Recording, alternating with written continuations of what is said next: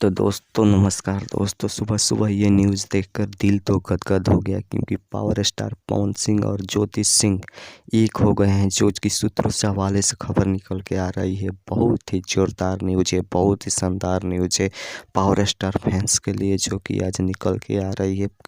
ज्योति सिंह और पवन सिंह एक हो चुके हैं क्योंकि आप लोग ये तस्वीर भी देख सकते हैं। इसमें बीना मानवी का बहुत ही बड़ा हाथ माना जा रहा है क्योंकि बीना मानवी के चलते ये लोग एक हुए हैं।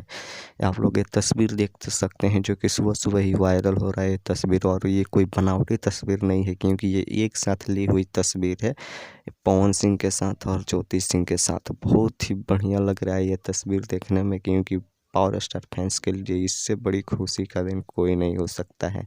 अब लग सकता है कि छोटा पावर स्टार हम लोगों के बीच आ जाएगा। आप लोगों को क्या मानना है, आप लोग कमेंट में ज़रूर बताइए और मेरे चैनल को सब्सक्राइब करिए ऐसे ही न्यूज़ जानने के लिए।